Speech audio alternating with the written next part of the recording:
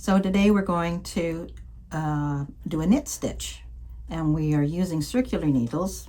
2 needles are joined by a cord, which gives you a lot of flexibility. They also are very handy for when you're finished your work, you just push it down and then you won't lose any stitches off the tips of the needles. So this kit here belongs to the Kids Zero knitting class, and what they will do is they will knit a square in their first class, and in the second class they'll make a little stuffed bunny out of that square.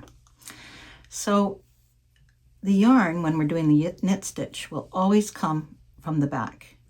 Later on, when we're doing purl, it'll come in the front, but for right now that's coming in the back. This is also called the working yarn. This is called the tail. It's what's left over when you cast on. So we're just going to tuck that out of the way so we're not knitting with that by mistake. That's happened before. So for the knit stitch, we're going to have our yarn on our right hand side coming from the back, and we're going to take the right hand tip of the needle and we're going to put it right in that stitch there. It's going to be above this bump here. We're going to put it right in there, almost parallel. Then the yarn is going to be pulled between the 2 needles, and using your index finger to hold on to it, you're going to pull it through that loop. Now, this is the part that a lot of beginners get stuck on. This is your old stitch, and that needs to come off the needle before you do the next stitch. If you don't take it off the needle, that's how you end up with more stitches than you wanted or started with.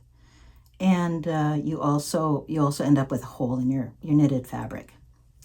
So let's do this again. So we're going to take the tip of the right-handed needle, put it in the stitch above the bump,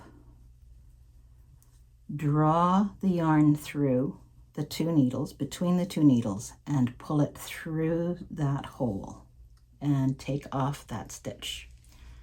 So this is 4 steps, and you can use a mantra or you can count, whatever works best for you. So I'm going to count.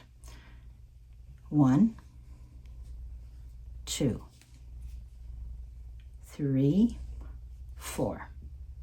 So if you think you finished your stitch and you've only come to 3, you know you've got 1 more step to do. Let's do that again. I'm going to hold it up this way. Tip in, yarn between the needles, wrap it around from back to front, pull it through that gap, take the old stitch off. You can give your yarn a bit of a tug, but not too much. For tensioning, you want to make sure that the yarn is really nice and loose on the needles. You don't want it so tight so that when your next row comes, you are having to really have to push hard to get your needle in there. So we're going to do 1 more. Needle in, wrap between the needles, pull the yarn through, and old stitch off.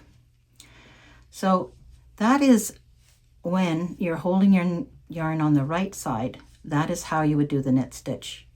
Many people, when they've already learned how to crochet before they've learned how to knit, they already know how to hold the yarn in their left hand. And it's also called continental knitting. Some people like to tension their yarn by wrapping around their little finger and going over the index finger. I was taught just to put it in between. The most important thing is that the index finger the yarn is going over the index finger. So this way of knitting, the yarn is right here. So you continuously hold onto the needles, always using your thumbs and your index fingers. So the steps are the same.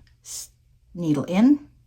You're scooping this time. You're scooping, pulling through in one motion. Don't forget to take off that old stitch. Needle in, scoop, pull through, old stitch off. Needle in, scoop, pull through, stitch off. Needle in, scoop through, stitch off, and then we finish that row.